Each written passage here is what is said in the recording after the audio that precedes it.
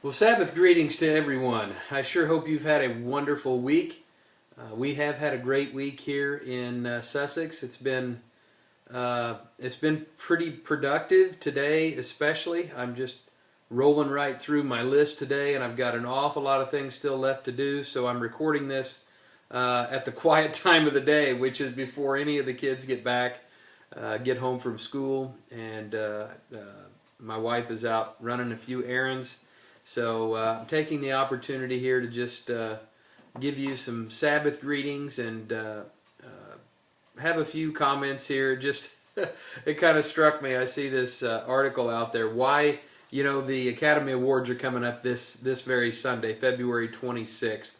There are times in the past where I may have tuned in just for a while, especially for just the last part of the show, to just see who won the big awards and which movies they were heaping praise on for that particular year. For the last couple years, I haven't even tuned in, and the primary reason for that has to do with an article that I'm going to refer to here. It's dated today, February 24th, ABC News. It says, why 2017 could be the most political year of the Academy Awards. So I know what most of these, or many of these actors, are going to be very tempted to accept their awards and then pontificate and give all these wonderfully inspired political speeches. And frankly, I don't have any desire to listen to what Hollywood has to say about the current things going on currently in our country and around the world. Not that I don't try to respect them for their art and for what talents they have and they showcase in the movies and music and things of that nature, but because they tend to be those who certainly they promote and they live a lifestyle that we certainly would not condone or say would be certainly not God's way of life. So I don't know if you planned on watching them, feel free, but usually I just sit there and after a few minutes I just feel like, why am I watching this? Why am I putting myself through this? So I probably won't be viewing. If I do, it may just be for a few minutes just to see. I'm sure I'll see the highlights as it comes out on Monday morning, but anyway, it really reminded me of something I'm going to throw in here real quick, and that's 1 Corinthians 6. Now, this is a principle that is being discussed here for us in the church, and it's a principle I want to bring out in regards to what we've been talking about. 1 Corinthians chapter 6 and verse 1 says, dare any of you, having a matter against another, go to law before the unrighteous and not before the saints. Kind of like having a dispute and taking it to the courts of this world, or perhaps just taking it to the actors and the Hollywood elites or the Hollywood folks there, and not before the saints. Do you not know that the saints will judge the world? And if the world will be judged by you, are you unworthy to judge the smallest matters? So I know the bigger point here is that when we have an issue in the Church of God, we as converted individuals should be able to take care of it in the church. And if we can't work things out personally, we take it to the ministry. If the local ministry can't take care of it, then we have a hierarchy in the church, and we take it up the ladder. We take it to church administration, and then all the way up if need be. But we ought to be able to take care of matters in the church, is the point that Paul is making here. Do you not know that we shall judge or manage angels? How much more things that pertain to this life? If then you have judgments concerning things pertaining to this life, do you appoint those who are least esteemed by the church to judge? It's sort of like going, people listening in, they're listening in, and there'll be millions upon millions of people who tune into the Academy Awards, or the Oscars as they call them. And here they are, they're going to be listening intently at all of the attitudes and the opinions of these actors, these Hollywood actors. And are they not the least esteemed by the church to judge? And so instead of people listening to and certainly today to religious leaders who, we can understand why they wouldn't listen to them.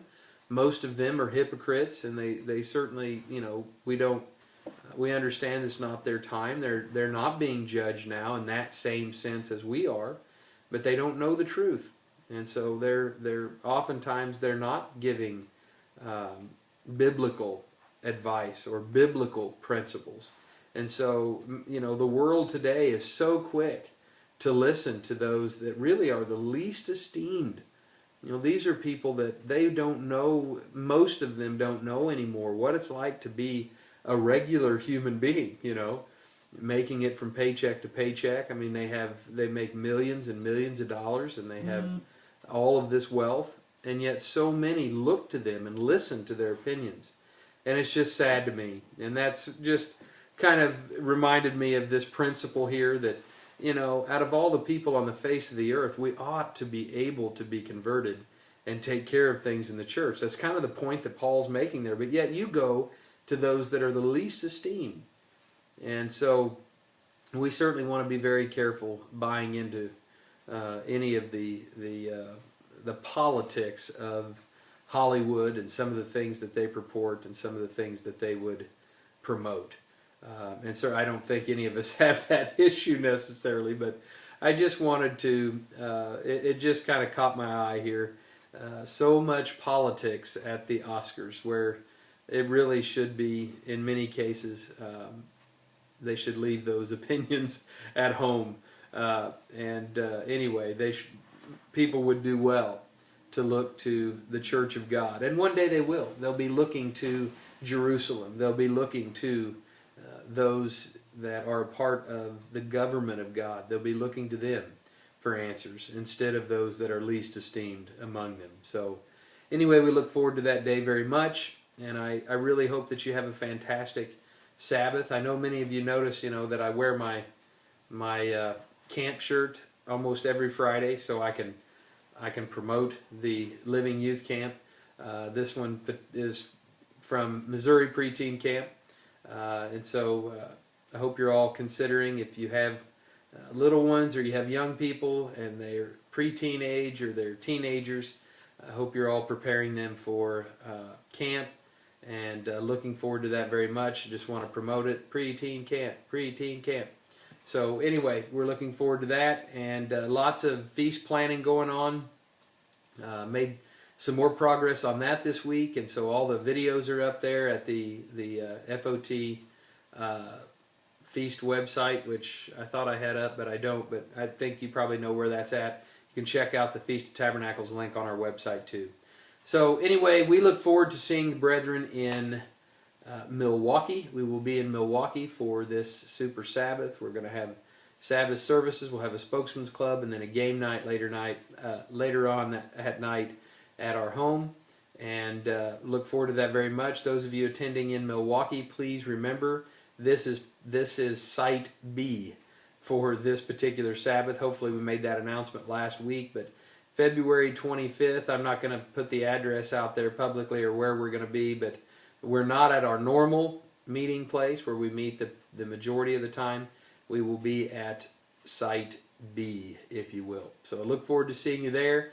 Looking forward to Spokesman's Club, and also the game night activity and the play, which is coming up, I believe that's this Sunday.